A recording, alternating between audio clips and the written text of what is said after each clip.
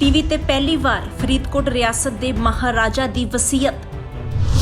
फरीदकोट हरियाणा, हिमाचल, चंडीगढ़, दिल्ली समेत होर थावां ते है करोड़ों की प्रॉपर्टी। शाही परिवार नूं मिलेगी 25,000 करोड़ की संपत्ति। 30 सितंबर नूं खत्म हो जाएगा महारावल सेवाजी ट्रस्ट का वजूद। ਇਹ ਵਸੀਅਤ ਜਿਹੜੀ ਰਾਜ ਮਹਿਲ ਦੇ ਵਿੱਚ ਜਿਹੜੇ ਮੋਹਤਵਰ ਬੰਦਿਆਂ ਦੀ ਹਾਜ਼ਰੀ 'ਚ ਪੜ੍ਹੀ ਗਈ ਸੀ ਔਰ ਇਸ ਵਸੀਅਤ ਦੇ ਵਿੱਚ ਇਹ ਲਿਖਿਆ ਗਿਆ ਸੀ ਕਿ ਜਦੋਂ ਮੈਂ ਇਸ ਦੁਨੀਆ ਤੇ ਨਾ ਹੋਵਾਂ, ਰਾਜੇ ਨੇ ਲਿਖਿਆ ਸੀ, ਤਾਂ ਮੇਰੀ ਦੇਸ਼ ਜਾਂ ਦੁਨੀਆ 'ਚ ਕਿਤੇ ਵੀ ਜਿੰਨੀ ਜਾਇਦਾਦ ਹੈਗੀ ਹੈ ਉਹਦੇ 'ਚ ਉਹਦਾ ਪੂਰਾ ਵੇਰਵਾ ਦਿੱਤਾ ਹੋਵੇਗਾ। ਕੀ ਜਾਇਦਾਦ ਹੈਗੀ, ਹਾਲਾਂਕਿ ਉਹਦੀ ਕੀਮਤ ਨਹੀਂ ਲਿਖੀ ਗਈ, ਪਰ ਜਾਇਦਾਦ ਦਾ ਪੂਰਾ ਵੇਰਵਾ ਹੈਗਾ ਵੀ ਉਹਦੀ ਸਾਂਭ ਸੰਭਾਲ ਲਈ ਇੱਕ ਟਰਸਟ ਬਣਾਇਆ ਜਾਊਗਾ ਜਿਹਦਾ ਨਾਮ ਹੋਊਗਾ ਮਹਾਰਾਵਲ ਖੇਵਾਜੀ ਟਰਸਟ। ਇਸ ਟਰਸਟ ਦੀ ਜਿਹੜੀ ਚੇਅਰਮੈਨ ਉਹਨਾਂ ਨੇ ਵਸੀਅਤ ਦੇ ਮੁਤਾਬਕ ਆਪਦੀ ਬੇਟੀ ਮਹਾਰਾਣੀ ਰਾਜਕੁਮਾਰੀ ਦਪਿੰਦਰ ਕੌਰ ਨੂੰ ਬਣਾਇਆ ਸੀ ਔਰ ਇਹ ਕਲੀਅਰ ਕੀਤਾ ਸੀ ਕਿ ਜਿੰਨਾ ਚਿਰ ਟਰਸਟ ਰਹੂਗਾ ਇਹਦਾ ਮੁਖੀ ਸ਼ਾਹੀ ਖਾਨਦਾਨ ਜਾਂ ਉਹਨਾਂ ਦੇ ਖੂਨ ਚੋਂ ਜਿਹੜਾ ਕੋਈ ਹਿੱਸਾ ਹੋਊਗਾ ਉਹੀ ਬਣੂਗਾ, ਬਾਹਰਲਾ ਬੰਦਾ ਨਹੀਂ ਬਣੂਗਾ। ਜਿਸ 'ਚ ਸਭ ਤੋਂ ਪਹਿਲਾਂ ਉਹਨਾਂ ਨੇ ਫਰੀਦਕੋਟ ਦਾ ਰਾਜ ਮਹਿਲ ਹੈਗਾ, ਫਰੀਦਕੋਟ ਦਾ ਕਿਲ੍ਹਾ ਹੈਗਾ, ਇੱਥੇ ਜਿਹੜਾ ਏਅਰਪੋਰਟ ਹੈਗਾ ਜਿਹੜਾ ਮਤਲਬ 100 ਸਾਲ ਤੋਂ ਵੱਧ ਪੁਰਾਣਾ ਹੈਗਾ, ਕੰਟਰੀ ਕਲੱਬ ਜਿਹੜਾ ਜਿਹਨੂੰ ਆਪਾਂ ਫੀਲਡ ਰੈਸਟ ਹਾਊਸ ਕਹਿੰਦੇ ਨੇ ਹੈਗੇ ਆ, 2 ਜੰਗਲ ਹੈਗੇ ਆ, ਕ੍ਰਿਸ਼ਨਾ ਫਾਰਮ ਹਾਊਸ ਹੈਗਾ, ਸ਼ਾਹੀ ਸਮਾਧਾਂ ਹੈਗੀਆਂ, ਮਨੀ ਮਾਜਰੀ ਕਿਲ੍ਹਾ ਹੈਗਾ, ਮਸ਼ਹੂਰ ਇੱਕ ਇਹਨਾਂ ਦਾ ਆਪਦਾ ਉੱਥੇ ਵੱਡਾ ਕਿਲ੍ਹਾ ਹੈਗਾ, ਚੰਡੀਗੜ੍ਹ ਦੇ ਸੈਕਟਰ 17 'ਚ ਇਹਨਾਂ ਦੇ ਹੋਟਲ ਹੈਗੇ ਆ, ਦਿੱਲੀ ਕੋਪਰਨਿਕਸ ਜਿਹੜੀ ਹੈਗੀ ਉੱਥੇ ਫਰੀਦਕੋਟ ਹਾਊਸ ਆ ਜਿਹੜਾ ਕਿ ਜਿੱਥੇ ਅੱਜ ਕੱਲ੍ਹ ਸ਼ਾਇਦ ਜਿਹੜਾ ਅਮਰੀਕਾ ਦਾ ਅੰਬੈਸਡਰ ਉਹਦੀ ਰੈਜ਼ੀਡੈਂਸ ਹੈਗੀ ਹੈ ਜਿਹਦਾ 18 ਲੱਖ ਰੁਪਏ ਪਰ ਮੰਥ ਕਿਰਾਇਆ। ਅੱਜ ਬੰਬੇ ਦੇ ਜਿਹੜੀ ਚਾਰਟਰਡ ਬੈਂਕ ਹੈਗੀ ਉਹਦੇ ਵਿੱਚ ਰਾਜੇ ਦੇ ਜਿਹੜੇ ਗਹਿਣਿਆਂ ਦਾ ਸੰਦੂਕ ਪਿਆ ਹੈਗਾ। ਇਸ ਤਰ੍ਹਾਂ ਲਾਇਡ ਬੈਂਕ ਜਿਹੜੀ ਲੰਡਨ ਹੈਗੀ ਹੈ ਉਹਦੇ ਵਿੱਚ ਬੈਂਕ ਦਾ ਜਿਹੜਾ ਫਰੀਦਕੋਟ ਰਿਆਸਤ ਦਾ ਜਿਹੜਾ ਸਰਮਾਇਆ ਪਿਆ ਹੈਗਾ। ਇਸ ਤੋਂ ਇਲਾਵਾ ਦੇਸ਼ ਦੁਨੀਆ ਦੇ ਹਰ ਹਿੱਸੇ 'ਚ ਫਰੀਦਕੋਟ ਜ਼ਿਲ੍ਹੇ ਦੇ ਬਹੁਤ ਸਾਰੇ ਪਿੰਡਾਂ 'ਚ ਜੰਗਲ ਵਸਾਏ ਹੋਏ ਸੀ। ਹਰਿਆਣੇ 'ਚ ਕਾਫੀ ਪ੍ਰਾਪਰਟੀ ਆ, ਹਿਮਾਚਲ 'ਚ ਹੈਗੀ ਆ, ਦਿੱਲੀ 'ਚ ਹੈਗੀ ਆ, ਬੰਬੇ 'ਚ ਹੈਗੀ ਆ। ਤਾਂ ਹੁਣ ਇਹ ਵੇਲੇ ਜਿਹੜੀ ਇਤਿਹਾਸ ਦਾ ਹਿੱਸਾ ਹੈਗਾ ਤੇ ਇਹ ਤਾਂ ਹਮੇਸ਼ਾ ਯਾਦ ਰੱਖਿਆ ਜਾਊਗਾ ਕਿ ਰਾਜੇ ਨੇ ਵਸੀਅਤ ਕੀਤੀ ਹੈ, ਬਟ ਇਹ ਹੁਣ ਵਸੀਅਤ ਜਿਹੜੀ ਇਫੈਕਟਿਵ ਕਾਨੂੰਨੀ ਤੌਰ ਤੇ ਨਹੀਂ ਹੋਈ।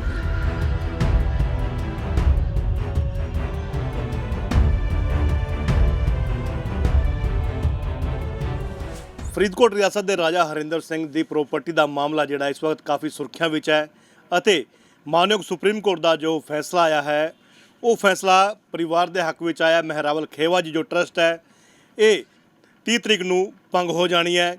ਤਾਂ ਗੱਲ ਆਉਂਦੀ ਹੈ ਕਿ ਜਿਹੜੀ ਵਸੀਅਤ ਉਸ ਵਕਤ ਮਹਾਰਾਜਾ ਨੇ ਕੀਤੀ ਸੀਗੀ ਉਸ ਵਸੀਅਤ ਵਿੱਚ ਕੀ ਸੀਗਾ, ਉਹ ਵਸੀਅਤ ਕਿਸ ਤਰੀਕੇ ਦੀ ਸੀਗੀ ਜਿਸ ਨੂੰ ਕਿ ਪਹਿਲੇ ਮਾਨਯੋਗ ਪੰਜਾਬ ਹਰਿਆਣਾ ਹਾਈ ਕੋਰਟ ਰੱਦ ਕਰਦਾ ਹੈ, ਉਸ ਤੋਂ ਬਾਅਦ ਮਾਨਯੋਗ ਸੁਪਰੀਮ ਕੋਰਟ ਉਸ ਨੂੰ ਰੱਦ ਕਰ ਦਿੰਦਾ ਹੈ।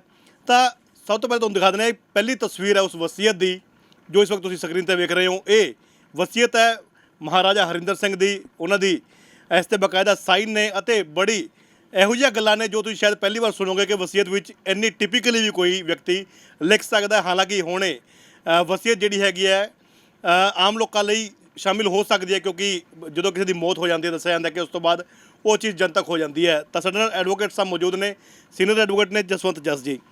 ਜਸਵੰਤ ਜੀ ਸਭ ਤੋਂ ਪਹਿਲੇ ਦੈਨਿਕ ਸਵੇਰਾ 'ਤੇ ਬਹੁਤ ਬਹੁਤ ਸਵਾਗਤ ਹੈ। ਥੈਂਕ ਯੂ ਸਰ, ਬਹੁਤ ਬਹੁਤ ਮਿਹਰਬਾਨੀ। ਸਰ ਸਭ ਤੋਂ ਪਹਿਲੇ ਜਾਣਨਾ ਚਾਹਾਂਗੇ ਜਿਹੜੀ ਵਸੀਅਤ ਹੈ ਕਾਫੀ ਚਰਚਾ ਦਾ ਵਿਸ਼ਾ ਰਿਹਾ ਕਿ ਵਸੀਅਤ ਜਿਹੜੀ ਹੈਗੀ ਹੈ ਉਹ ਟੁੱਟ ਗਈ ਹੈ ਜੋ ਮਹਾਰਾਜਾ ਨੇ ਉਸ ਵਕਤ ਬਣਾਈ ਸੀਗੀ। ਇਸ ਵਸੀਅਤ ਦੇ ਮੇਨ ਪੁਆਇੰਟਸ ਕੀ ਨੇ, ਕੀ ਚੀਜ਼ਾਂ ਸੀਗੀਆਂ? ਇਹ ਵੇਖੋ, ਇਹ ਜਿਹੜਾ ਫਰੀਦਕੋਟ ਰਿਆਸਤ ਦੇ ਰਾਜਾ ਆਖਰੀ ਰਾਜਾ ਸੀ ਹਰਿੰਦਰ ਸਿੰਘ, 1/6/1982 ਨੂੰ ਉਹਨਾਂ ਨੇ ਇਹ ਵਸੀਅਤ ਲਿਖੀ ਸੀ ਔਰ ਇਸ ਤੋਂ ਕਰੀਬ 7 ਸਾਲ ਬਾਅਦ 16 ਅਕਤੂਬਰ 1999 ਨੂੰ ਦੀ ਮੌਤ ਹੋਈ ਸੀ। ਤਾਂ ਮੌਤ ਤੋਂ 2 ਦਿਨ ਬਾਅਦ ਇਹ ਪਤਾ ਲੱਗਾ ਸੀ ਕਿ ਫਰੀਦਕੋਟ ਰਿਆਸਤ ਦੇ ਰਾਜੇ ਨੇ ਇੱਕ ਵਸੀਅਤ ਲਿਖੀ ਹੈ। ਇਹ ਵਸੀਅਤ ਜਿਹੜੀ ਰਾਜ ਮਹਿਲ ਦੇ ਵਿੱਚ ਜਿਹੜੇ ਮੋਹਤਵਰ ਬੰਦਿਆਂ ਦੀ ਹਾਜ਼ਰੀ 'ਚ ਪੜ੍ਹੀ ਗਈ ਸੀ ਔਰ ਇਸ ਵਸੀਅਤ ਦੇ ਵਿੱਚ ਇਹ ਲਿਖਿਆ ਗਿਆ ਸੀ ਕਿ ਜਦੋਂ ਮੈਂ ਇਸ ਦੁਨੀਆ ਤੇ ਨਾ ਹੋਵਾਂ, ਰਾਜੇ ਨੇ ਲਿਖਿਆ ਸੀ, ਤਾਂ ਮੇਰੀ ਦੇਸ਼ ਜਾਂ ਦੁਨੀਆ 'ਚ ਕਿਤੇ ਵੀ ਜਿੰਨੀ ਜਾਇਦਾਦ ਹੈਗੀ ਹੈ ਉਹਦੇ 'ਚ ਉਹਦਾ ਪੂਰਾ ਵੇਰਵਾ ਦਿੱਤਾ ਹੋਵੇਗਾ। ਕੀ ਜਾਇਦਾਦ ਹੈਗੀ, ਹਾਲਾਂਕਿ ਉਹਦੀ ਕੀਮਤ ਨਹੀਂ ਲਿਖੀ ਗਈ, ਪਰ ਜਾਇਦਾਦ ਦਾ ਉਹਦਾ ਪੂਰਾ ਵੇਰਵਾ ਹੈਗਾ ਵੀ ਉਹਦੀ ਸਾਂਭ ਸੰਭਾਲ ਲਈ ਇੱਕ ਟਰਸਟ ਬਣਾਇਆ ਜਾਊਗਾ ਜਿਹਦਾ ਨਾਮ ਹੋਊਗਾ ਮਹਾਰਾਵਲ ਖੇਵਾਜੀ ਟਰਸਟ। ਇਸ ਟਰਸਟ ਦੀ ਜਿਹੜੀ ਚੇਅਰਮੈਨ ਉਹਨਾਂ ਨੇ ਵਸੀਅਤ ਦੇ ਮੁਤਾਬਕ ਆਪਦੀ ਬੇਟੀ ਮਹਾਰਾਣੀ ਰਾਜਕੁਮਾਰੀ ਦਪਿੰਦਰ ਕੌਰ ਨੂੰ ਬਣਾਇਆ ਸੀ ਔਰ ਇਹ ਕਲੀਅਰ ਕੀਤਾ ਸੀ ਕਿ ਜਿੰਨਾ ਚਿਰ ਟਰਸਟ ਰਹੂਗਾ ਇਹਦਾ ਮੁਖੀ ਸ਼ਾਹੀ ਖਾਨਦਾਨ ਜਾਂ ਉਹਨਾਂ ਦੇ ਖੂਨ 'ਚੋਂ ਜਿਹੜਾ ਕੋਈ ਰਿਸ਼ਤਾ ਹੋਊਗਾ ਉਹੀ ਬਣੂਗਾ, ਬਾਹਰਲਾ ਬੰਦਾ ਨਹੀਂ ਬਣੂਗਾ। ਦੂਜੀ ਗੱਲ ਇਹ ਸੀ ਕਿ ਉਹਨਾਂ ਨੇ ਆਪਦੀ ਵਸੀਅਤ ਦੇ ਵਿੱਚ ਜਿਹੜੀ ਆਪਣੀ ਇੱਕ ਬੇਟੀ ਅੰਮ੍ਰਿਤ ਕੌਰ ਆ ਉਹਨੂੰ ਡਿਸਓਨ ਕੀਤਾ ਸੀ, ਉਹਨੂੰ ਕੋਈ ਪ੍ਰਾਪਰਟੀ ਨਹੀਂ ਦਿੱਤੀ ਸੀ। ਤੀਜੀ ਉਹਨੇ ਜਿਹੜੀ ਇਹਦੇ 'ਚ ਛਾਵਾਂ ਅਤੇ ਸੰਭਾਵਨਾਵਾਂ ਜਤਾਈਆਂ ਉਹ ਬੜੀਆਂ ਦਿਲਚਸਪ ਹੈਗੀਆਂ। ਉਹਨਾਂ ਨੇ ਆਪਦੀ ਵਸੀਅਤ 'ਚ ਕਿਹਾ ਕਿ ਜੇ ਮਤਲਬ ਵੀ ਮੇਰਾ ਇਕਲੌਤਾ ਬੇਟਾ ਸੀ ਜਿਹਦੀ ਵਸੀਅਤ ਲਿਖਣ ਤੋਂ ਕੁਝ ਸਮਾਂ ਪਹਿਲਾਂ ਡੈਥ ਹੋ ਗਈ ਸੀ, ਤਾਂ ਉਹਦੇ ਕਿਹਾ ਸੀ ਵੀ ਜੇ ਮੇਰੇ ਘਰ ਕੋਈ ਮਿਹਰ ਹੁੰਦੀ, ਜੇ ਬੱਚਾ ਪੈਦਾ ਹੁੰਦਾ ਤਾਂ ਉਹ ਬੇਟਾ ਪੈਦਾ ਹੁੰਦਾ ਤਾਂ ਸਾਰੀ ਜਾਇਦਾਦ ਦਾ ਹੱਕ ਹੋਊਗਾ, ਜਾਂ ਦੋ ਬੱਚੇ ਪੈਦਾ ਹੁੰਦੇ ਤਾਂ ਜੇ ਮਤਲਬ ਰਿਆਸਤ ਦੀ ਜਾਇਦਾਦ ਦੋ ਹਿੱਸੇ 'ਚ ਵੰਡੀ ਜਾਊਗੀ। ਉਸ ਤੋਂ ਬਾਅਦ ਉਹਨੇ ਹੋਰ ਇਹਨੂੰ ਕਲੈਰੀਫਾਈ ਕੀਤਾ ਕਿ ਜੇ ਮੇਰੇ ਘਰੇ ਕੁੜੀ ਪੈਦਾ ਹੁੰਦੀ ਹੈ ਤਾਂ ਉਹਦੀ ਸਾਂਭ ਸੰਭਾਲ ਟਰਸਟ ਕਿਵੇਂ ਕਰੂਗਾ ਰਾਜੇ ਦੀ ਗੈਰ ਹਾਜ਼ਰੀ ਦੇ ਵਿੱਚ, ਕਿਉਂਕਿ ਵਸੀਅਤ ਰਾਜੇ ਦੇ ਮਰਨ ਤੋਂ ਬਾਅਦ ਲਾਗੂ ਹੋਣੀ ਸੀ। ਤਾਂ ਉਹ 'ਚ ਉਹਨਾਂ ਨੇ ਕਿਹਾ ਕਿ ਜੇ ਮੇਰੇ ਘਰੇ ਬੇਟੀ ਪੈਦਾ ਹੁੰਦੀ ਹੈ ਤਾਂ ਉਹ ਚੰਡੀਗੜ੍ਹ, ਹੈਦਰਾਬਾਦ ਜਾਂ ਦਿੱਲੀ ਜਿੱਥੇ ਚਾਹਵੇ ਉਹ ਰਹਿ ਸਕਦੀ, ਉਹਦੇ ਲਈ ਇੱਕ ਅਸੀਂ ਫਲੈਟ ਲੈ ਕੇ ਦੇਵਾਂਗੇ। ਔਰ ਵਸੀਅਤ 'ਚ ਇਹ ਵੀ ਲਿਖਿਆ ਸੀ ਕਿ ਉਹਦੇ ਲਈ ਇੱਕ ਜਦੋਂ 14 ਸਾਲ ਦੀ ਹੋਊਗੀ ਉਹਨੂੰ ਇੱਕ ਮੋਪੜ ਮਿਲੂਗੀ, ਕਿਉਂਕਿ ਉਦੋਂ ਸਭ ਤੋਂ ਵੱਡਾ ਜਿਹੜਾ ਵਹੀਕਲ ਆ ਉਹ ਇਹੀ ਸੀ। ਅਤੇ ਜਦੋਂ ਉਹ 16 ਸਾਲ ਦੀ ਹੋਊਗੀ ਉਹਨੂੰ ਇੱਕ ਸਕੂਟਰ ਮਿਲੂਗਾ। ਅਤੇ ਜੇ 18 ਸਾਲ ਦੀ ਹੁੰਦੀ ਤਾਂ ਹਿੰਦੁਸਤਾਨ 'ਚ ਬਣੀ ਕੋਈ ਵੀ ਕਾਰ ਉਹ ਖਰੀਦਣ ਦੀ ਮੰਗ ਕਰ ਸਕਦੀ ਹੈ ਔਰ ਟਰਸਟ ਉਹਦੀ ਇਹ ਮੰਗ ਪੂਰੀ ਕਰੂਗਾ। ਇਸ ਤੋਂ ਇਲਾਵਾ ਉਹ ਆਪਦੀ ਸੁਰੱਖਿਆ ਲਈ ਰਾਈਫਲ ਜਾਂ ਰਿਵਾਲਵਰ ਹਥਿਆਰ ਵੀ ਖਰੀਦ ਸਕਦੀ ਹੈ।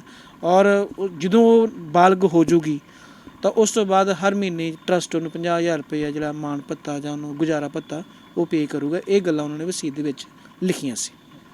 ਜਸ ਜੀ, ਵਸੀਅਤ ਦੀ ਗੱਲ ਕਰੀਏ, ਕੁਝ ਥਾਵਾਂ ਵੀ ਸ਼ਾਮਿਲ ਕੀਤੀਆਂ ਨੇਗੀਆਂ ਕਿ ਜਿਹੜੀ, ਕਿਉਂਕਿ ਥਾਵਾਂ ਲੈ ਕੇ ਕਾਫੀ ਇਸ ਵਕਤ ਚੱਲ ਰਿਹਾ ਕਿ ਉਹਨਾਂ ਦੀ ਜਗ੍ਹਾ ਹੈਗੀ ਹੈ ਵਿਦੇਸ਼ਾਂ ਵਿੱਚ ਵੀ ਹੈ, ਕਾਫੀ ਥਾਵਾਂ 'ਤੇ ਹੈਗੀ, ਕੁਝ ਉਸ ਦਾ ਵੀ ਜ਼ਿਕਰ ਹੈਗਾ?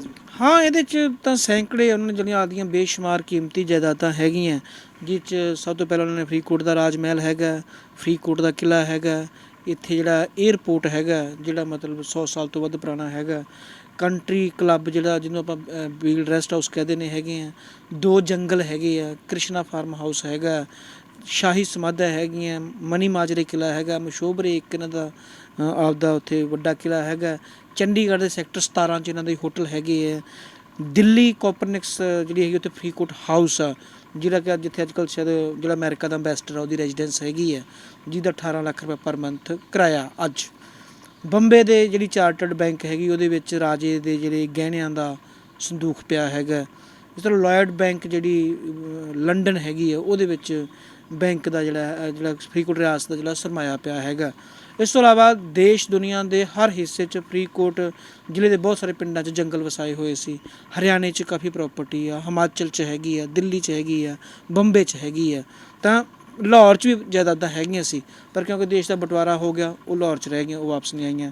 ਫਰੀਦਕੋਟ ਰਿਆਸਤ ਦੀ ਇੱਕ ਬਹੁਤ ਵੱਡੀ ਜਿਹੜਾ ਰਾਜ ਮਹਿਲ ਸੀ ਉਹ ਲਾਹੌਰ ਦੇ ਵਿੱਚ ਵੀ ਹੈਗਾ ਸੀ, ਪਰ ਕਿਉਂਕਿ ਬਟਵਾਰਾ ਹੋ ਗਿਆ ਉਹ ਉੱਥੇ ਰਹਿ ਗਈਆਂ, ਉਹ ਵਾਪਸ ਨਹੀਂ ਆਈਆਂ। ਬਾਕੀ ਸਾਰੀਆਂ ਜਾਇਦਾਦਾਂ ਦੇ ਵਿੱਚ ਵੇਰਵਾ ਹੈਗਾ। ਅਤੇ ਉਹਦੀ ਜਿਹੜੀ ਸਾਰੀ ਟੋਟਲ ਪ੍ਰੋਪਰਟੀ ਹੈਗੀ ਸੀ ਉਹਦੀ ਮਹਾਰਾਵਲ ਖੇਵਾਜੀ ਟਰਸਟ ਬਕਾਇਦਾ ਤੌਰ 'ਤੇ ਸਾਂਭ ਸੰਭਾਲ ਕਰ ਰਿਹਾ ਸੀ, ਜ਼ਮੀਨਾਂ ਠੇਕੇ 'ਤੇ ਦੇ ਰਿਹਾ ਹੈਗਾ ਸੀ। ਔਰ ਉਹ ਇਸ ਟੋਟਲ ਜਾਇਦਾਦ 'ਚੋਂ 1200 ਕਿੱਲਾ ਜ਼ਮੀਨ ਹੈ ਜਿਹੜੀ ਉਹ ਖੇਤੀਬਾੜੀ ਯੂਨੀਵਰਸਿਟੀ ਜਿਹੜੀ ਹੈਗੀ ਹੈ ਲੁਧਿਆਣੇ ਨੂੰ ਬੀਜ ਖੋਜ ਕੇਂਦਰ ਸਥਾਪਿਤ ਕਰਨ ਲਈ ਦਿੱਤੀ ਗਈ ਸੀ, ਤਾਂ ਕਿ ਉਹ ਨਵੇਂ ਬੀਜਾਂ ਦੀ ਖੋਜ ਕਰੇ। ਅਤੇ ਉਹ ਜਿਹੜਾ ਇਸ ਤੋਂ ਇਲਾਵਾ ਰੋਲਸ ਰਾਏ ਕਾਰਾਂ ਸੀ ਰਾਜੇ ਦੀਆਂ, ਮਤਲਬ ਜਿਹੜੀਆਂ ਦੁਰਲੱਭ ਹੈਗੀਆਂ। ਕੁਝ ਸਮਾਂ ਪਹਿਲਾਂ ਰੋਲਸ ਰਾਏ ਕੰਪਨੀ ਨੇ ਮਿਊਜ਼ੀਅਮ ਸਥਾਪਿਤ ਕਰਨ ਲਈ ਇਹ ਵਾਪਸ ਮੰਗੀਆਂ ਸੀ ਗੱਡੀਆਂ, ਅਤੇ ਮੂੰਹ ਮੰਗੀ ਕੀਮਤ ਦੇਣ ਦਾ ਐਲਾਨ ਕੀਤਾ ਸੀ, ਪਰ ਰਿਆਸਤ ਜਿਹੜਾ ਟਰੱਸਟ ਸੀ ਉਹਨੇ ਫੈਸਲੇ ਤੋਂ ਇਨਕਾਰ ਕਰਤਾ ਸੀ। ਜਸ ਜੀ, ਟਰੱਸਟ ਦੀ ਮੇਨ ਗੱਲ ਦੀ ਗੱਲਬਾਤ ਕਰੀਏ ਆਪਾਂ, ਕਿਉਂਕਿ ਹੁਣ ਤਾਂ ਚਲੋ ਕੋਰਟ ਨੇ ਨਹੀਂ ਮੰਨੀ ਇਹ ਚੀਜ਼, ਤਾਂ ਵਿਸ਼ੇਸ਼ ਤੌਰ 'ਤੇ ਗੱਲ ਬਰੀ ਜੋ ਟਰੱਸਟੀ ਜੋ ਚਲਾ ਰਹੇ ਨੇ ਕਿ ਉਹਨਾਂ ਦਾ ਵੀ ਕਿਤੇ ਨਾ ਕਿਤੇ ਵਿੱਚ ਜ਼ਿਕਰ ਹੈਗਾ ਜੋ ਵਸੀਅਤ ਹੈਗੀ। ਹਾਂ, ਇਹਦੇ ਵਿੱਚ ਵੇਖੋ ਉਹਨਾਂ ਦਾ ਮੈਮੋ ਉਹਨਾਂ ਹਾਊਸਦਾਰਾਂ ਨੇ ਕਿਹਾ ਸੀ ਵੀ ਜਿਹੜਾ ਟਰੱਸਟ ਹੋਊਗਾ ਉਹਦੇ ਵਿੱਚ ਜਿਹੜਾ ਸਾਡੇ ਖੂਨ 'ਚੋਂ ਜਿਹੜਾ ਬੰਦਾ ਹੋਊਗਾ ਉਹ ਚੇਅਰਮੈਨ ਹੋਊਗਾ, ਅਤੇ ਇੱਕ ਜਿਹੜਾ ਮਹਿਮੂਆਨਾ ਖਾਨਦਾਨ ਸੀ ਇਹ ਇਹਨਾਂ ਦਾ ਆਪਦਾ ਖਾਨਦਾਨ ਸੀ। ਉਹਨਾਂ ਕਿਹਾ ਸੀ ਵੀ ਉਸ ਖਾਨਦਾਨ 'ਚੋਂ ਵੀ ਹਮੇਸ਼ਾ ਇੱਕ ਬੰਦਾ ਜਿਹੜਾ ਹੈਗਾ ਉਹ ਇਸ ਟਰੱਸਟ ਦਾ ਮੈਂਬਰ ਰਹੂਗਾ। ਅਤੇ ਉਹਦੇ 'ਚ ਬਾਕੀ ਇਹ ਸੀ ਵੀ ਜਿਹੜੀ ਚੋਣ ਹੋਊਗੀ ਅਤੇ ਜਿਹਨੂੰ ਮਾਰਨ ਦਪਿੰਦਰ ਕੌਰ ਸਹਿਮਤੀ ਦੇਊਗੀ, ਉਹਦੀ ਸਹਿਮਤੀ ਤੋਂ ਬਿਨਾਂ ਕੋਈ ਮੈਂਬਰ ਬਣ ਨਹੀਂ ਸਕਦਾ ਸੀ। ਸੁਪਰ ਪਾਵਰ ਜਾਂ ਵੀਟੋ ਪਾਵਰ ਮਹਾਰਾਣੀ ਦਪਿੰਦਰ ਕੌਰ ਕੋਲੇ ਸੀ। ਤਾਂ ਨੈਚੁਰਲੀ ਵੀ ਟਰੱਸਟ ਜਿਹੜਾ ਹੈਗਾ ਸੀ ਉਹ ਸ਼ਾਹੀ ਪਰਿਵਾਰ ਦੀ ਭਰੋਸੇਯੋਗਤਾ ਵਾਲੇ ਵਿਅਕਤੀਆਂ ਦਾ ਹੀ ਸੀ। ਅਤੇ ਇਹਦੇ ਸਮੇਂ 'ਤੇ ਚੀਫ ਐਗਜ਼ੀਕਿਊਟਿਵ ਆਫਿਸਰ ਚੇਂਜ ਹੁੰਦੇ ਰਹੇ ਆ, ਲੀਗਲ ਐਡਵਾਈਜ਼ਰ ਚੇਂਜ ਹੁੰਦੇ ਰਹੇ ਆ। ਪਹਿਲਾਂ ਰਣਜੀਤ ਸਿੰਘ ਵੈਨੀਵਾਲ ਇਹਨਾਂ ਦੇ ਲੀਗਲ ਐਡਵਾਈਜ਼ਰ ਸੀ, ਉਹਨਾਂ ਦੀ ਡੈਥ ਹੋ ਗਈ, ਫਿਰ ਹੁਣ ਨਵਜੋਤ ਸਿੰਘ ਵੈਨੀਵਾਲ ਆ ਗਈ। ਜਾਂ ਇਹ ਕਹਿ ਲਓ ਵੀ ਟਰੱਸਟ ਦੇ ਜਿਹੜੇ ਬਹੁਤ ਸਾਰੇ ਮੁਖੀ ਪਹਿਲਾਂ ਕਰਨਾ ਬਲਵੀਰ ਸਿੰਘ ਸੀ, ਫਿਰ ਲਲਿਤ ਮੋਹਨ ਗੁਪਤਾ ਜੀ ਆਏ, ਹੁਣ ਜਿਹੜੇ ਹੈਗੇ ਇਸ ਟਾਈਮ ਚੀਫ ਐਗਜ਼ੀਕਿਊਟਿਵ ਅਫਸਰ ਜਗੀਰ ਸਿੰਘ ਸਰਾਂ IGBSF 'ਚੋਂ ਰਿਟਾਇਰ ਹੋਏ ਆ, ਉਹ ਇਹਦੇ ਇਸ ਟਰਸਟ ਦੇ ਆਖਰੀ ਜਿਹੜੇ ਉਹ CEO ਸਾਬਤ ਹੋਣਗੇ। ਅਤੇ ਜਿਹੜਾ ਚੇਅਰਮੈਨ ਸੀ ਜਿੰਨਾ ਚਿਰ ਮਹਾਰਾਣੀ ਦੀਪਿੰਦਰ ਕੌਰ ਜਿਉਂਦੀ ਰਹੀ ਉਹ ਰਹੀ ਹੈ, ਜਦੋਂ ਉਹਨਾਂ ਦੀ ਡੈਥ ਹੋ ਗਈ ਤਾਂ ਉਹਨਾਂ ਦਾ ਜਿਹੜਾ ਬੇਟਾ ਸੀ ਜੈ ਚੰਦ, ਜਿਹੜਾ ਵਰਧਮਾਨ ਜਿਹੜੀ ਰਿਆਸਤ ਹੈਗੀ ਆ ਉਹਦਾ ਜਿਹੜਾ ਉਹ ਰਾਜਕੁਮਾਰ ਆ ਅਤੇ ਇਹਨਾਂ ਦਾ ਜਵਾਈ ਸੀ, ਉਹ ਉਹਦਾ ਚੇਅਰਮੈਨ ਬਣਿਆ ਸੀ। ਦੱਸਦੇ ਕਿ ਬੜੇ ਸਿਗਨੇਚਰ ਵਗੈਰਾ ਵੀ ਕਰਦੇ ਸੀਗੇ, ਕੁਛ ਤਸਵੀਰ ਜ਼ਰੂਰ ਦੇਖਣਾ ਚਾਹਾਂ। ਸਾਈਨ ਜ਼ਰੂਰ ਤੁਸੀਂ ਉਹਦੇ ਵੇਖੋਗੇ, ਰਾਜਾ ਹਰਿੰਦਰ ਸਿੰਘ ਦੇ ਸਾਈਨ ਆ ਜਿਹੜੇ ਇਸ ਵਸੀਅਤ 'ਤੇ ਬਕਾਇਦਾ ਤੌਰ 'ਤੇ ਇਹ ਹੋਏ ਆ ਸਾਈਨ ਉਹਨਾਂ ਦੇ, ਬੜੇ ਮਤਲਬ ਉਹਨਾਂ ਦੇ ਖੂਬਸੂਰਤ ਸੀ। ਉਹਨਾਂ ਨੇ ਫਾਈਨ ਆਰਟਸ ਦੇ ਵਿੱਚ MA ਕੀਤੀ ਹੋਈ ਸੀ ਲਾਹੌਰ ਕਾਲਜ ਤੋਂ, ਇਸ ਕਰਕੇ ਉਹ ਲਿਖਾਈ ਲਿਖੂਈ ਵਿੱਚ ਉਹਨਾਂ ਦਾ ਬੜਾ ਇਹ ਹੈਗਾ ਸੀ, ਅਤੇ ਹਰੇਕ ਪੇਜ 'ਤੇ ਉਹਨਾਂ ਦੇ ਸਾਈਨ ਹੈਗੇ ਆ, ਇਹ ਤੁਸੀਂ ਵੇਖ ਸਕਦੇ ਹੋ। ਤਾਂ ਇਹ ਜਿਹੜੇ ਸਾਈਨ ਕੀਤੇ ਹੋਏ ਆ, ਇਹਨਾਂ ਸਾਈਨਾਂ ਨੂੰ ਜਿਹੜਾ ਹੈਗਾ ਉਸ ਵੇਲੇ ਦਾ ਤਹਿਸੀਲਦਾਰ ਆ, ਰਜਿਸਟਰਾਰ ਜਿਹਨੂੰ ਆਪਾਂ ਕਹਿੰਦੇ ਹਾਂ, ਉਹਨੇ ਇਹ ਜਿਹੜੇ ਸਾਈਨ ਤਸਦੀਕ ਕੀਤੇ ਹੋਏ ਆ, ਹਰੇਕ ਪੇਜ ਨੂੰ ਉਹਨਾਂ ਨੇ ਆਪ ਸਾਈਨ ਕੀਤਾ ਹੈਗਾ ਇੰਗਲਿਸ਼ ਦੇ ਵਿੱਚ, ਔਰ ਇੱਥੇ ਉਹਨਾਂ ਨੇ 2 ਸਾਈਨ ਕੀਤੇ ਹੋਏ ਆ, ਇਹ ਨਾਲ ਜਿਹੜੇ ਹੁੰਦੇ ਗਵਾਹ ਉਹਨਾਂ ਦੇ ਸਾਈਨ ਆਏ ਹੋਏ ਆ। ਜਸ ਜੀ, ਹੁਣ ਗੱਲ ਆ ਜਾਂਦੀ ਹੈ ਕਿ ਬੜਾ ਜੇਕਰ ਦੇਸ਼ ਦੀ ਗੱਲ ਕਰੀਏ ਆਪਾਂ, ਕਾਫੀ ਵੱਡੇ ਕੇਸਾਂ ਦੀ ਗੱਲ ਤਾਂ ਸਭ ਤੋਂ ਵੱਡੇ ਕੇਸਾਂ ਵਿੱਚੋਂ ਸ਼ਾਇਦ ਇਹ ਕੇਸ ਹੋਊਗਾ ਇਹ ਵਾਲਾ, ਜਿਹੜਾ ਕਿ ਇਸ ਤਰੀਕੇ ਦਾ ਫੈਸਲਾ ਹੋਇਆ। ਹਾਂ, ਵੈਸੇ ਤਾਂ ਇਹ ਕਿਹਾ ਜਾਂਦਾ ਵੀ ਉੱਤਰੀ ਭਾਰਤ 'ਚ ਤਾਂ ਇਹ ਪਹਿਲੀ ਵਾਰੀ ਹੈਗਾ ਕਿ ਕਿਸੇ ਰਿਆਸਤ ਦੀ ਸਾਂਭ ਸੰਭਾਲ ਨੂੰ ਲੈ ਕੇ ਮਤਲਬ ਵਿਵਾਦ ਹੈਗਾ ਉਹ ਇੰਨਾ ਲੰਬਾ ਚੱਲਿਆ, ਜਾਂ ਇਹ ਕਹਿ ਲਓ ਕਿ ਪੰਜਾਬ ਦੀਆਂ ਰਿਆਸਤਾਂ ਦੇ ਵਿੱਚ ਫਰੀਦਕੋਟ ਰਿਆਸਤ ਸਭ ਤੋਂ ਅਮੀਰ ਰਿਆਸਤ ਸਾਬਤ ਹੋਈ ਆ। ਪਟਿਆਲਾ ਰਿਆਸਤ ਚਲੋ ਕਿਉਂਕਿ ਹਜੇ ਉਹਨਾਂ ਦੇ ਜਿਹੜੇ ਬੱਚੇ ਜਿਉਂਦੇ ਹੈਗੇ ਆ, ਮਹਾਰਾਜਾ ਭੁਪਿੰਦਰ ਸਿੰਘ ਦੇ ਬੇਟਾ ਜਿਹੜਾ ਸੀ ਉਹਨਾਂ ਦਾ ਕੈਪਟਨ ਅਮਰਿੰਦਰ ਸਿੰਘ, ਅਤੇ ਉਹਦੇ ਦੋਵੇਂ ਭਰਾ ਜਿਉਂਦੇ ਗਾ, ਉਹਨਾਂ ਦੇ ਬੱਚੇ ਹੈਗੇ ਉਹ ਤਾਂ ਹਜੇ ਆਪ ਹੀ ਸਾਂਭ ਸੰਭਾਲ ਕਰ ਰਹੇ ਆ। ਹਾਲਾਂਕਿ ਉਹਨਾਂ ਨੇ ਵੀ ਹੁਣ ਜਿਹੜਾ ਹੈਗਾ ਤਾਜ ਕੰਪਨੀ ਨੂੰ ਕੰਟਰੈਕਟ ਕਰ ਲਿਆ ਕੁਛ ਬਿਲਡਿੰਗਸ ਉਹਨਾਂ ਨੂੰ ਦੇਣ ਬਾਰੇ। ਤਾਂ ਇਹ ਇੱਕ ਵਿਲੱਖਣ ਕਿਸਮ ਦੀ ਅਦਾਲਤੀ ਲੜਾਈ ਸੀ ਜਿਹੜੀ ਆਮ ਸੁਣਨ ਨੂੰ ਨਹੀਂ ਮਿਲਦੀ ਸੀ, ਔਰ ਇਹ ਇਸ ਤਰ੍ਹਾਂ ਇਹ ਸ਼ਾਇਦ ਇਹਨੂੰ ਰੋਇਲ ਵਿਲ ਕਹਿ ਸਕਦੇ ਹਾਂ ਕਿ ਇੱਕ ਸ਼ਾਹੀ ਪਰਿਵਾਰ ਦੀ ਵਿਲ ਸੀ ਜਿਹੜੀ ਰੱਦ ਹੋਈ ਹੈ। ਸ਼ਾਇਦ ਪਹਿਲਾਂ ਇਸ ਤਰ੍ਹਾਂ ਦਾ ਨਹੀਂ ਕਿਤੇ ਇਤਿਹਾਸ 'ਚ ਮਿਲਦਾ ਹੈਗਾ ਕਿ ਇੰਨੇ ਵੱਡੇ ਰਾਜੇ ਦੀ ਜਿਹੜਾ ਸਟੇਟ ਦਾ ਮਾਲਕ ਸੀ ਉਹਦੀ ਵਸੀਅਤ ਹੀ ਫਰਜ਼ੀ ਤਿਆਰ ਹੋ ਗਈ, ਔਰ ਉਹ ਬਾਅਦ 'ਚ ਅਦਾਲਤ ਤੋਂ ਰੱਦ ਕਰਨੀ ਪਈ। ਉਹ ਕਿਉਂ ਹਾਲਾਤਾਂ 'ਚ ਬਣੀ ਹੈ ਜਾਂ ਕਿੰਨਾ ਹਾਲਾਤਾਂ 'ਚ ਰੱਦ ਹੋਈ ਹੈ, ਇਹ ਹੁਣ ਇੱਕ ਵੱਖਰੀ ਡਿਬੇਟ ਦਾ ਇਸ਼ੂ ਹੈਗਾ। ਬਟ ਇਹ ਹੈ ਕਿ ਰਾਜਾ ਵੱਲੋਂ ਜਿਹੜੀ ਵਸੀਅਤ ਇੰਨੀ ਡਿਟੇਲਡ ਕੀਤੀ ਗਈ ਸੀ ਅਦਾਲਤ ਨੇ, ਬੜੀ ਟਿਪੀਕਲ ਛੋਟੀ ਗੱਲਾਂ ਦਾ ਬਕਾਇਦਾ ਜ਼ਿਕਰ ਕੀਤਾ। ਇਹਦੇ 'ਚ ਇਹ ਜਿਹੜਾ ਇਹਦੇ 'ਚੋਂ ਰਾਜੇ ਦੀ ਸਿਆਣਪ ਅਤੇ ਉਹਦਾ ਵਿਜ਼ਡਮ ਪਤਾ ਲੱਗਦਾ ਕਿ ਵਸੀਅਤ ਲਿਖਣ ਤੋਂ ਬਾਅਦ ਉਹਨੇ ਕਿੰਨਾ ਹੋਮਵਰਕ ਕੀਤਾ, ਜਾਂ ਉਹ ਕਿੰਨਾ ਸਿਆਣਾ ਸੀ ਆਪਦੀ ਜਾਇਦਾਦ ਜਾਂ ਆਪਦੀ ਰਿਆਸਤ ਪ੍ਰਤੀ ਜਾਂ ਪਰਿਵਾਰ ਪ੍ਰਤੀ, ਜਾਂ ਇੱਕ ਉਹਨੂੰ ਐਂ ਲੱਗਦਾ ਸੀ ਜਿਹੜੀ ਰਿਆਸਤ ਦੀ ਕਮਾਈ ਹੈਗੀ ਆ ਉਹ ਕਿੰਨੇ ਵਧੀਆ ਤਰੀਕੇ ਨਾਲ ਸਾਂਭੀ ਜਾਵੇ। ਇਹਦੇ ਲਈ ਉਹਦੀ ਜਿਹੜੀ ਵਸੀਅਤ ਲਿਖੀ ਹੈ ਵਾਕਿਆ ਤੁਸੀਂ ਇਹਨੂੰ ਬਾ ਕਮਾਲ ਕਹਿ ਸਕਦੇ ਹੋ। ਸ਼ਾਇਦ ਕੁਛ ਟੈਕਨੀਕਲ ਗਰਾਊਂਡਸ ਹੋਣਗੀਆਂ, ਕਿਉਂਕਿ ਹਿੰਦੂ ਲਾਅ ਦੇ ਵਿੱਚ ਤੁਸੀਂ ਜਦੋਂ ਕੋਈ ਆਪਦੀ ਆਖਰੀ ਇੱਛਾ ਜ਼ਾਹਰ ਕਰਦੇ ਹੋ ਉਹ ਤੁਸੀਂ ਆਪਦੀ ਪ੍ਰੋਪਰਟੀ ਜਿਹੜਾ ਹੈਗਾ ਵੰਡਦੇ ਹੋ ਤਾਂ ਤੁਹਾਨੂੰ ਬਹੁਤ ਸਾਰੀਆਂ ਗੱਲਾਂ ਦਾ ਖਿਆਲ ਰੱਖਣਾ ਪੈਂਦਾ, ਅਤੇ ਸ਼ਾਇਦ ਕਿਉਂਕਿ ਉਹ ਲੀਗਲ ਤਾਂ ਐਕਸਪਰਟ ਨਹੀਂ ਸੀ ਹੈਗੇ ਕਿਸੇ ਲੈਵਲ 'ਤੇ, ਉਹਨਾਂ ਤੋਂ ਕੋਈ ਲੀਗਲ ਐਡਵਾਈਸ ਕੋਤਾਹੀ ਹੋ ਗਈ ਜਾਂ ਕੁਛ ਹੋ ਗਿਆ, ਜਿਸ ਕਰਕੇ ਇਹ ਬਿੱਲ ਨੂੰ ਰੱਦ ਕੀਤਾ ਗਿਆ ਹੈਗਾ।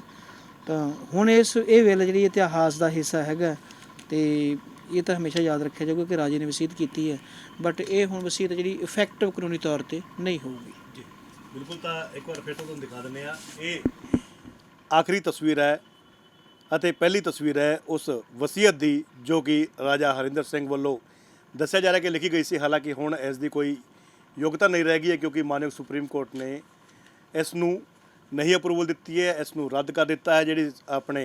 ਜਿਹੜੀ ਸੰਸਥਾ ਬਣਾਈ ਗਈ ਸੀਗੀ ਮਹਿਰਾਵਲ ਖੇਵਾ ਜੀ ਟਰਸਟ ਜਿਹੜਾ ਸੀਗਾ, 30 ਤਰੀਕ ਨੂੰ ਉਹਦੇ ਤਮਾਮ ਅਧਿਕਾਰ ਜਿਹੜੇ ਸਮਾਪਤ ਹੋ ਜਾਣਗੇ ਅਤੇ ਤਮਾਮ ਤਰੀਕੇ ਜੋ ਪ੍ਰੋਪਰਟੀ ਹੈਗੀ ਹੈ ਇਹ ਰਾਜਾ ਦੇ ਵੰਸ਼ਜ ਯਾਨੀ ਕਿ ਉਹਨਾਂ ਦੇ ਪਰਿਵਾਰ ਕੋਲ ਜਾਵੇਗੀ। ਫਿਲਹਾਲ ਵੇਖਦੇ ਹਾਂ ਕਿ ਉਹ ਜੇ ਵੰਡ ਹੋਣੀ ਹੈ, ਵੰਡ ਵਿੱਚ ਕਿਸ ਤਰੀਕੇ ਦਾ ਕੀ ਕੁਝ ਨਵਾਂ ਨਿਕਲ ਕੇ ਸਾਹਮਣੇ ਆਉਂਦਾ ਹੈ। ਪਹਿਲੀ ਤਸਵੀਰ ਤੁਹਾਡੇ ਨਾਲ ਵਸੀਅਤ ਦੀ ਸਾਂਝੀ ਕੀਤੀ ਹੈ। ਫਿਲਹਾਲ ਵੇਖਦੇ ਹਾਂ ਕਿ ਇਸ ਪੂਰੇ ਮਾਮਲੇ ਵਿੱਚ ਅਗਲੀ ਅਪਡੇਟ ਕਿਸ ਤਰੀਕੇ ਦੀ ਆਉਂਦੀ ਹੈ। ਫਰੀਦਕੋਟ ਤੋਂ ਕੈਮਰਾ ਪਰਸਨ ਰਾਜੇਸ਼ ਬਾਗੜੀ ਦੇ ਨਾਲ ਸੂਰਜ ਪ੍ਰਕਾਸ਼, ਦੈਨਿਕ ਸਵੇਰਾ TV।